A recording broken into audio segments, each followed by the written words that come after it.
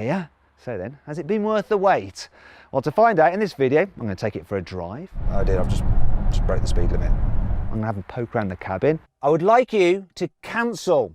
Just shut up. I'm also going to poke it with a stick. And these vents are actually real. Have a bit of a sleep. And use the car as a musical instrument. Yes, all perfectly normal carwow review stuff then. Let's start this review by doing something I've never done at the beginning of a review before, and that's take the car to be refueled. Well, actually be recharged because it's an electric car. You see, Mercedes has given me the car with less than half a full battery, and there's only 140 kilometers of range remaining. So I've programmed into the sat nav a stop where I know there's a rapid charger. So we're going to head there. It's only 18 kilometers away. Let's do this then. So I've just picked the car up from Oslo Airport and I'm in the car park, and this entire level of the car park is dedicated to electric cars. They're everywhere. So we've got Tesla Model 3s, we've got Tesla Model S's, Tesla Model X's, we've got Nissan Leafs, there's Volkswagen e-Golfs, Audi e-trons, Jaguar I-Paces, there's BMW i3s, there's Hyundai Ioniqs, there's every single electric car you can think of, apart from stuff like Rimacs and really expensive things. Although they're probably here somewhere, I just can't find them. Now, the reason there's so many electric cars is because Norway is so electric car friendly, and Oslo has the highest density of electric cars than anywhere else in Europe. There's a good reason for that. The government gives pretty good subsidies for electric cars. They're cheaper to buy as a result, and they're cheaper to run than normal cars in Norway. Also, you get some special allowances, such as where you can park and the kind of lanes you can travel in through town or on the motorway. So let's go experience what it's like to have an electric car in Norway. Okay, here we go then. Driving the EQC for the first time. The first thing I'm going to do is put on the cruise control because I'm lazy.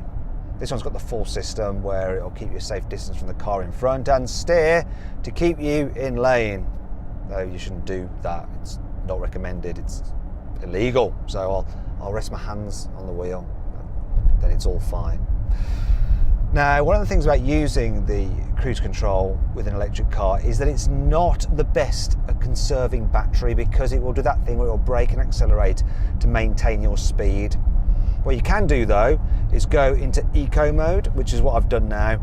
So if I take control back myself, then the throttle pedal is quite unresponsive, shall we say. It's not terrible, but it doesn't fly like this car can do. Also, what it does is introduce like a full stop halfway through the throttle pedal's travel. So you think you got to the end of the throttle and yeah, it's not accelerating much. But if you really need to overtake something, you can stomp through that and the car takes off. Gives you maximum power then if you need to get going, which I didn't actually need to do. I did, I've just broke the speed limit. Anyway, I think I better put cruise back on, or else I'm going to get into trouble. Right, and so the charging place is just down here. Got cool augmented reality showing me which way to go so I don't miss my junction. Hopefully there'll be some room at the inn. So here's the charging point, it's just here, and my charging socket is over on the right. So I'm gonna have to turn around. You know, the EQC's only just come out today and this charging place is already full of them. What happens when everyone's got an electric car, eh? Now before I charge up, I want to see how I've done for efficiency. So the range was originally 140 kilometers, and in 18 miles traveled, it's reduced by 36 kilometers. That's not very good. You see, this car is supposed to be able to do about 20 kilowatt hours per 100 kilometers, but I've been driving at 30 kilowatt hours per 100 kilometers. So I'd struggle to get the car's claimed range of 420 kilometers on a full charge the way I've been driving at the moment. Maybe I can blame the cruise control for that. Maybe. Charging the car is quite simple, so you can do it by using an app on your mobile phone, and all you have to do is go onto the location finder, find the charging station you're at, hit that button there, and then I just need to scan a QR code. That's it, it's got it. And then I can just start the charging just by putting this into the charging socket. And away we go. No, I'm going to give it about 10 minutes and see how much extra range I get in the battery in that time. I think I'll have a coffee. I'm using the app on the phone now to monitor the state of charge. So after 10 minutes, I've increased the range to 148 kilometers. So that's an extra 34 kilometers in 10 minutes. And the battery is now 47% full. I was actually expecting it to have charged a bit more. You see, that car can charge a maximum of 110 kilowatts. The actual charge can do 150. The car's only actually charging at 76 kilowatts. That's probably because it's quite cold outside and the battery isn't optimized. Now, interesting to note that a Tesla can charge it up to 150 kilowatts. That's a normal Model S or Model X. But the Model 3 on the very latest superchargers can charge at a rate of up to 250 kilowatts. I think I'll just wait a bit long and put a bit more charge in the battery. Right, I've had enough of waiting. It's been 20 minutes and the battery is now charged to 69% full and I now have 219 kilometers of range. So in 20 minutes, which it's been charging for, I've added 115 kilometers. That should see me to my destination. According to the satellite navigation, my destination is 59 kilometers away, and it's saying that I should arrive there with 54% of my battery remaining. And that means that if I drive well, I should have 160 kilometers of range left, but we shall see. I'm going to try and improve my economy this time and not use the cruise control. There are a few things that I can do to improve my economy. So what you can do is alter the amount of regen braking when you lift off the accelerator. So if you pull the left paddle, you can increase it to D-1, so when I lift off, I will get quite a bit of braking as the car recoups the energy and puts it into the battery. I can actually increase it even further to D-2, and then when you lift off, you really do get quite strong braking. And it also allows you to pretty much drive this car just using the throttle pedal alone. You don't really need to touch the brake. However, that is not the most efficient way to drive. You're better off putting it into sailing mode, and that means that when you lift off, the car just coasts. But if you're not good at planning, you know, cars in front of you and junctions and stuff, that can be inefficient as well. So another option is to pull on the left paddle, hold it, then the car goes into automatic mode, and what it does then is use the satellite navigation and the radar, and it'll actually predict what is the best situation in terms of either letting you sail or using regen braking for maximum efficiency. So we'll see if I can do better than last time. Actually, I've got a way to do better than last time, and that's to hand the driving over to my cameraman Jack, and for me to check out the back seats. So I'm going to jump into the back by using a magic trick. Oh, there we go. How cool is that? I managed to jump behind the seat belt. It's pretty impressive. It's actually pretty impressive back here. I've got plenty of headroom and decent knee room, and the seat is very comfortable. Sometimes with electric cars, because you've got all the batteries underneath the floor, they end up lowering the seat down so you still have decent headroom, and that means you can feel like you're sat with your knees around your ears, like you're in the stress position, but not here. It's really, really comfy. The suspension's comfy as well, so just went over a bump there and it just floats. Really is quite impressive the way this thing drives, and of course, it's quiet. You haven't got an internal combustion engine up front making a racket. Your ears do then pick up on the other noises, such as the rain on the windscreen and the tyres, but that's just because everything else is so silent. It really is a relaxing car to travel in. In fact, it's so relaxing, I think I'm going to have a nap. Yeah. Go on, Jack, be efficient. I'll see you in a bit.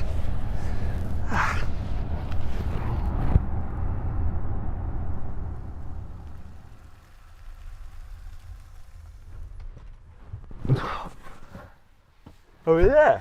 Yeah, we've arrived. How do you get on?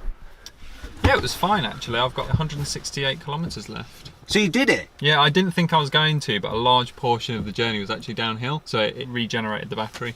That's pretty cool. It's a sat nav, it knows that, you see. So you can tell when you're going downhill, and when you're in that kind of auto mode, it just sorts it all out for you. It's pretty clever. Another thing that's quite clever about it is that when you're actually driving to a charging station, it can preheat the battery so that it's ready for maximum charging when you get there. I didn't do that earlier. That's why I wasn't charging at the full 110 kilowatts. But if you do it properly, then it should be able to do that. Let's talk about this car's design. I'm going to keep it quick because it's raining and I don't want to get wet. Actually, this is handy, look. Perfect. So, this is what the EQC looks like from the side. This is what it looks like from the front. And these vents are actually real. Look at that. They serve a purpose to improve airflow and aerodynamics. This is what the EQC looks like from the other side. I particularly like the wheels. So these are actually the Eco wheels and they have this special rim in them which does reduce drag. Makes them look a bit like rally wheels actually. Anyway, this is what the EQC looks like at the back. There's no fake exhaust pipes because it's an EV, though I have found one fake vent there. That's the only one. Yeah, that's enough of that. I'm going to jump inside where it's dry. Oh, right, that's better. Now let's talk about this car's interior design. So it's quite obviously a Mercedes, isn't it, the design? How may I help you? That always happens to me. What would you like to do? I would like you to cancel. Just shut up. So yeah, you've got Mercedes' new infotainment system, the very latest one that has the voice commands, and you activate it by saying Mercedes, which is quite awkward when you're trying to talk about their cars because it just chimes in when you don't want it to. The actual user interface is really, really good. So you've got these two screens here. One is your digital driver's display. The other is all your normal navigation. You can swipe through various stuff like that. And being the EQC, you have the special EQ mode where you can look at various things to do with charging. All very good, nice and easy to use. The thing that I like about this car though is the way that it's clearly identifiable as a Merc, but it's a bit different because it's their electric car. So there's like flashes of blue there to signify electricity. The materials on the dash are a little bit different to anything used before in a Mercedes. And yeah, very, very nice. Now, the interesting thing is the quality. You see, quality in here is just better than you'll find in a Tesla Model X. And that's going to be Tesla's problem, you see. Now you've got the big car makers doing what they do, but they can do interior and build quality better than Tesla, that's only been building cars for a very short period of time. But yeah, really do like it. And there's something I've noticed, there's these like kind of like fin effects throughout the car, and the ones on the door you can actually play a tune on. Listen to this.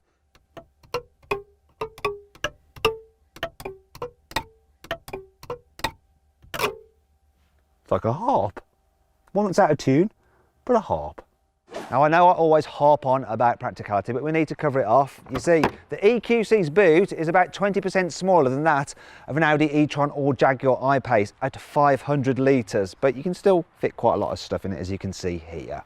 Yeah, if you really are interested in practicality, just click up there on the pop-out banner to watch my detailed review of the Jaguar I-Pace.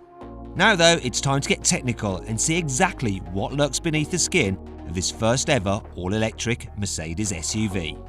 Here we have a cutaway of the EQC, and this is really interesting, just how small the motors are. Really not big at all. So the car is fitted at the front with normal springs and dampers. Now we move down the car and you come to the large battery section, which sits at the very base of the car to keep the centre of gravity nice and low. Good job too, because these batteries weigh 550 kilos, and that's why the car in total is 2.5 tons. There's another motor here at the back. Now, it doesn't actually operate most of the time. When you're just cruising, the front motor does all the work. This one comes in when you need a bit of extra acceleration. At the back as well, you'll notice the car has air suspension, and that levels off the body if you fill the boot up with lots of stuff. The EQC starts from £66,000, but if you want to see how much you can save on one, or any car for that matter, just click up there on the pop-out banner to get a carwow. So the car has 410 horsepower and 760 newton meters of torque, so it should be pretty quick. I'm going to find out if it is. I'm going to put it into sports mode, and now I'm just going to launch it.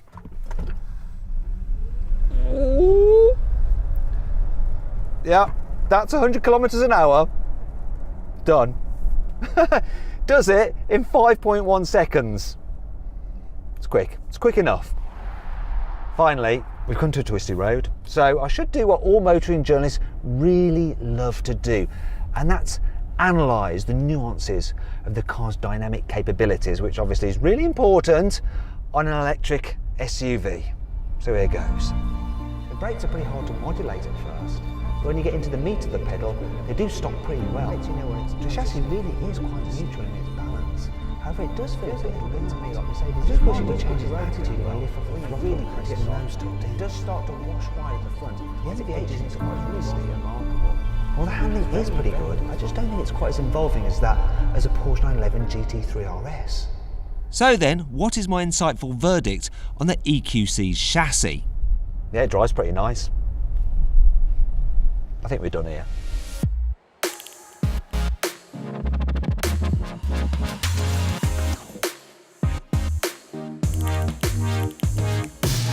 So then, what's my final verdict? Well, yeah, it's taken Mercedes quite a long time to build an electric-only car, but they've done a very good job.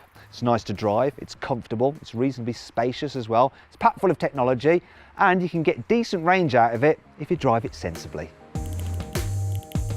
Do you agree with my verdict? Let me know in the comments section. Also, please subscribe to this channel